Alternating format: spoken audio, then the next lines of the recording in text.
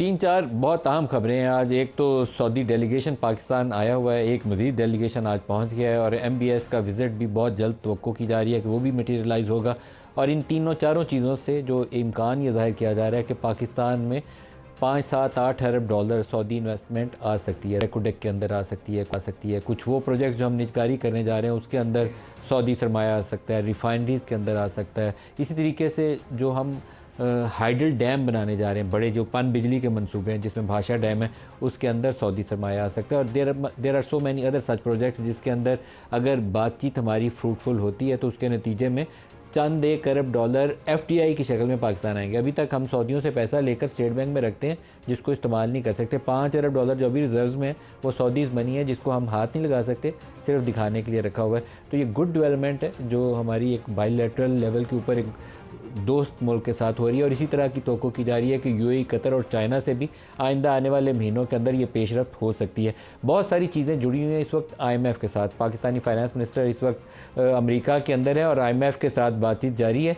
और वो अगर नतीजा खेज़ होती है, अगले 3 साल का एक बड़ा मनसूबा पाकिस्तान को मिलता है 6 से 8 अरब डॉलर का, तो उसके नतीजे में मज़ीद मल्टीलैटरल लोन्स भी मिलेंगे और ये जो सरमायाकारी है इसके लिए भी रास्ते में जो रुकावटें हैं दूर हो जाएंगी।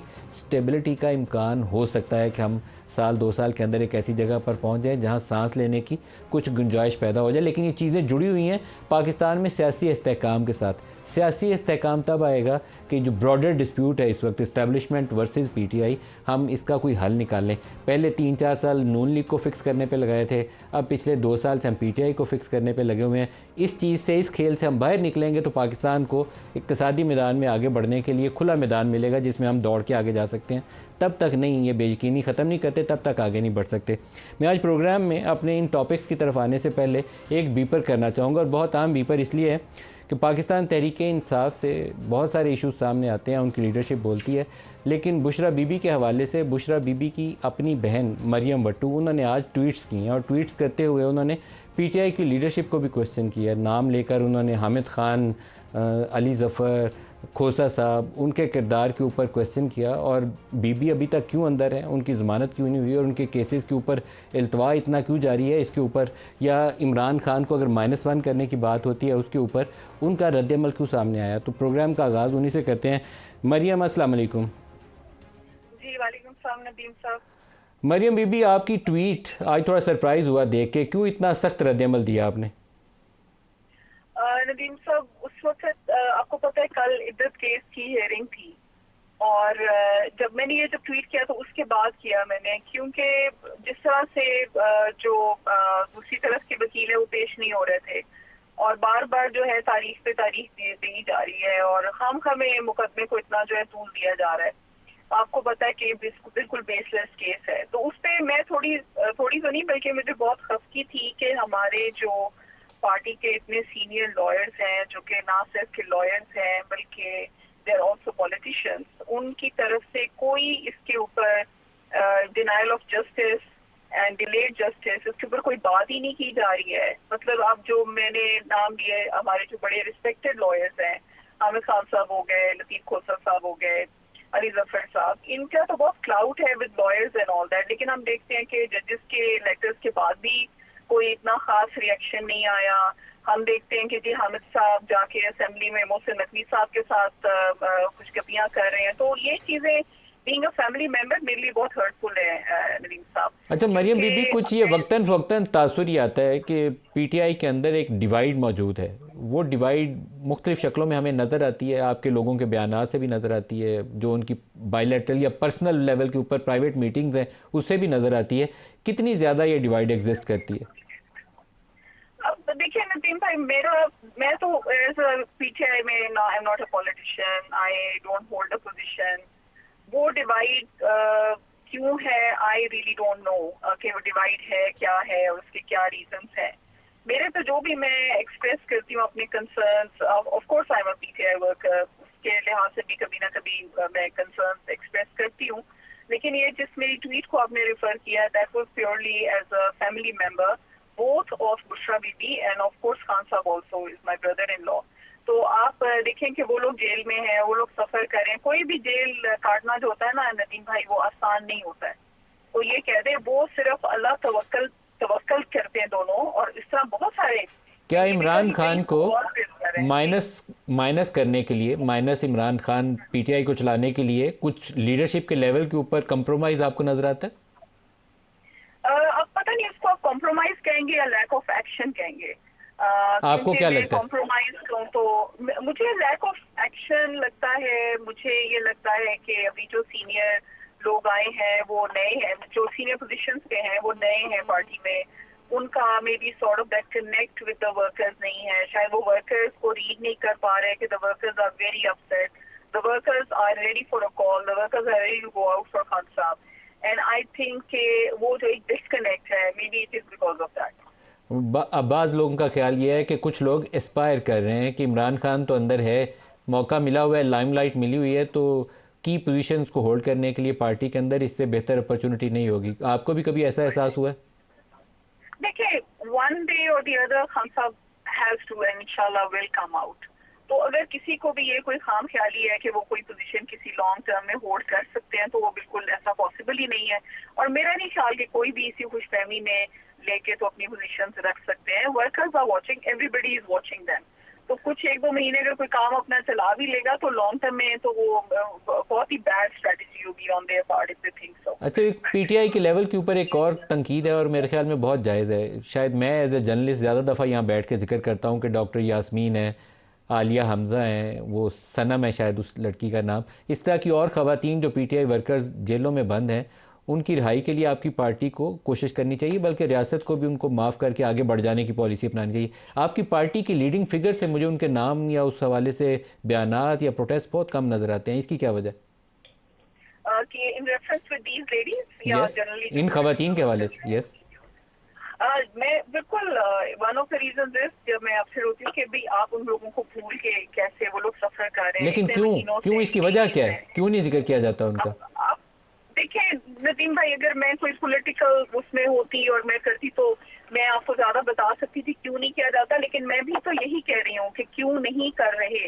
मेरी ट्वीट का भी तो यही है, उसमें मैंने बुशरा बीबी, खान साहब, और मैंने कहा कि political workers hundreds of them they are inside. आप उनके उसमें मेल फीमेल सब हैं, जो हमारे भाई हमारे बच्चे जो अंदर हैं वो भी तो सफर कर रहे हैं। और इसमें स्टेट को भी थोड़ा सोचना चाहिए कि ये उनके भी बच्चे हैं, तो ये सिर्फ पीटीआई वर्कर्स नहीं है। जिस तरह वो they are loyal to their country, वो पेट्रियोटिज्म में बाहर निकले हैं, जो भी है। मेरा नहीं ख्याल किसी का भी कोई मकसद कभी भी अपनी स्टेट को नुकसान पहुंचाना था। तो I think it has to be both. लेकिन मेरी ये ट्वीट है या जो मैं आज से बोलती हूँ अक्सर इस इशू पे, वो यही है कि यू शुड आज not Ali mean forget. Gandapur ने भी एक बयान दिया है, आपकी नज़र से गुजरा है, जिसके अंदर वो कहते हैं कि वो बातचीत के लिए भी तैयार हैं, इमरान खान कुर्बानी देने के लिए भी तैयार है। मैं आपको बल्कि सुनवा देता हूँ, शायद आप अगर उसके ऊपर रिस्पॉन्ड कर सके। मीन ने क्या कहा है?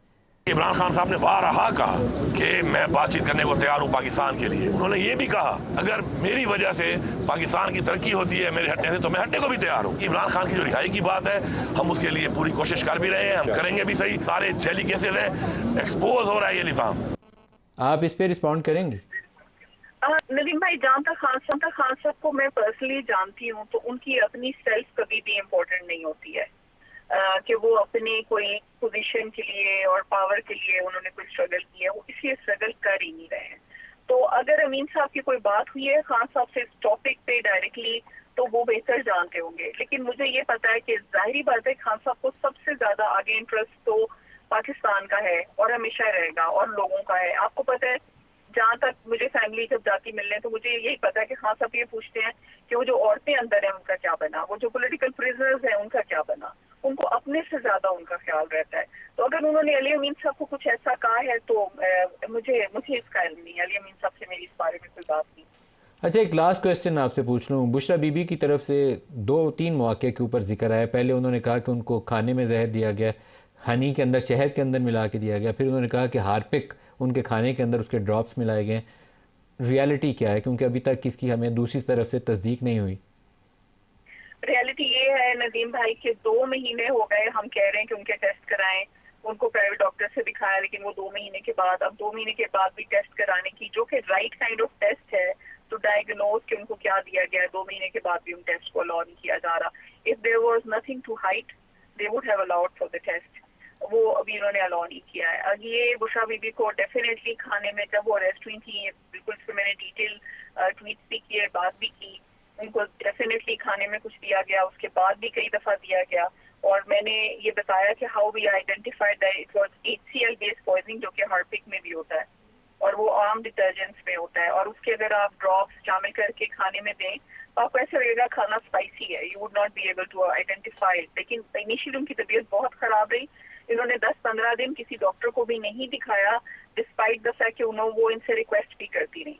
तो जब ये सब कुछ हो रहा है और मुझे एज अ फैमिली मेंबर पता है, अब ये चाहे जितना मर्जी डिनाई करें, I know the fact and I know it for sure कि इन्होंने उनको कुछ दिया, वरना ये हाइड ना करते और उनको डॉक्टर से राइट अवे चेकअप करवाते। 2 महीने डिले किया इन्होंने। बहुत शुक्रिया आपका मरियम बटू ने ज्वाइन किया, एंड आई विश के ये सियासी तरीके से मामला किसी तस्वीर की तरफ बढ़ जाएं। पाकिस्तान का मफाद इसी में है, ना फ़ौज के ऊपर 9 मई वाले वाक़यात करके पाकिस्तान को हम मजबूत कर सकते हैं। फ़ौज कमज़ोर करें तो पाकिस्तान की मजबूती की आप बात नहीं करते, और ना ही अगर सियासी लड़ाइयों के अंदर हम पड़े रहें तो उससे पाकिस्तान को मजबूत कर सकते हैं। आगे बढ़ने के लिए रास्ता चाहिए। आज एक कोर कमांडर्स कॉन्फ्रेंस के बाद एलामिया भी जारी हुआ है और उसके अंदर भी बाज़ चीज़ों के ऊपर सही अंदाज में तशवीश का इजहार किया गया, लेकिन इसका हल जो है वो शायद पोलिटिकल लीडरशिप को बैठ के इसके ऊपर बात करनी चाहिए। कानून नाफिज करने वाले इदारे सिक्योरिटी फोर्सेज पर बेबुनियाद इल्ज़ामात वतीरा बन चुका है। ये कोर कमांडर्स कॉन्फ्रेंस का एलामिया है। बेबुनियाद इल्ज़ामात अवाम और मुसल्लह अफवाज के दरमियान दरार डालने की कोशिश है। ऐसी कोशिशों को कामयाब नहीं होने देंगे। आइन के मुताबिक सख्त कार्रवाई की जाएगी। पाकिस्तान की मुसल्लह अफवाज और कानून नाफिज करने वाले इदारों को पूरी कौम की हमायत हासिल है। पाकिस्तान से दहशत गर्दी के इस खतरे को मुश्किल तौर पर ख़त्म करने के लिए पुरज़म है। दहशत गर्दों को किसी भी जगह पर फॉल ना होने दें। यह आर्मी चीफ ने तमाम कोर कमांडर्स को हिदायत की है कि कहीं पर भी दहशत गर्दी आपको नज़र आए या कोई रीग्रुप करने की कोशिश करता है तो उसकी सरकोबी की जाए। सबसे सॉलिड और सही हिदायत यही है पाकिस्तान को पुरअमन बनाने के लिए। लेकिन बाज़ वाक़यात ऐसे हैं, जैसे बहावल नगर का वाक़या है, उसके अंदर फ़ौज को आगे बढ़कर, ये मेरे ख़्याल में आर्मी चीफ़ का बहुत कद काठ बढ़ेगा और उनकी इज़्ज़त बढ़ेगी। आगे बढ़कर जो इधर से कसूर हुआ है उनको सज़ा दें, पुलिस आगे बढ़े और जो उधर से कसूर हुआ है वो सज़ा दें। दोनों तरफ से जो अभी तक की एविडेंस है, कुछ ऐसी चीज़ें सामने आई हैं कि दोनों ने लाइन क्रॉस की है। दोनों को एक्ट करना चाहिए, किसी को छुपना नहीं चाहिए कि नहीं ये भाई भाई बन गए। भाई भाई नहीं, जिसने लाइन क्रॉस की है पनिश देम, ये सही तरीका कार है। पाकिस्तान के आइन और कानून के नीचे जो कानून तोड़े उसको सज़ा दें और आगे बढ़ें।